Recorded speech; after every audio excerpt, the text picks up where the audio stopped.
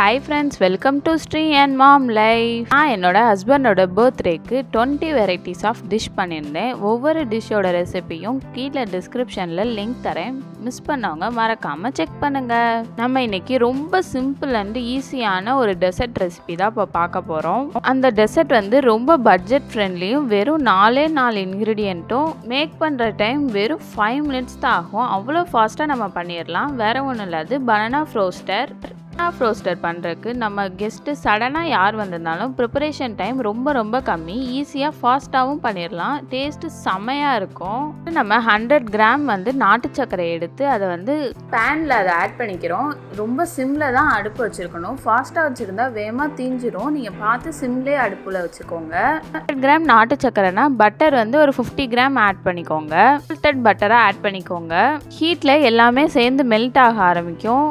சிம்மில் இருக்கனால கொஞ்சம் மெதுவாக தான் செய்யும். இதே ஃபாஸ்ட்டாக அடுப்பு வச்சுருந்தோம்னா வேகமாக தீஞ்சி ஒரு மாதிரி பிளாக்கிஷாக ஆயிரும். இது ரொம்ப நேரம் குக் பண்ணவும் கூடாது. அப்படி ரொம்ப நேரம் குக் பண்ணோம்னா அது ஒரு மாதிரி கசக்க ஆரம்பிச்சிரும். நம்மளோட நாட்டு சக்கரை லைட்டாக கட்டி ஆகும்போது நம்ம இதில் கொஞ்சம் தண்ணி ஆட் பண்ணிக்கிறோம், 50 ml கிட்ட. இப்போ பனானா ஆட் பண்ண போகிறோம். இதில் எந்த வெரைட்டிஸ் ஆஃப் பனானா உங்கள் கிட்ட கிடைச்சாலும் ஆட் பண்ணுங்கள். இந்த பனானா தான் ஆட் பண்ணணும், எந்த ஒரு கண்டிஷன் கிடையாது. எந்த பனானானாலும் ஆட் பண்ணலாம். பனானா ஆட் பண்ணி ஒரு 2 to 3 மினிட்ஸ்லேயே இது குக் ஆயிரும். ஆனால் நம்ம ஒரே 1 பிஞ்ச் மட்டும் சால்ட் ஆட் பண்ணிக்குவோம். நம்ம பட்டைத்தூளும் ஆட் பண்ணிக்க போகிறோம். இது ஒரே ஒரு பிஞ்ச் மட்டும்தான் ஆட் பண்ண போகிறோம்.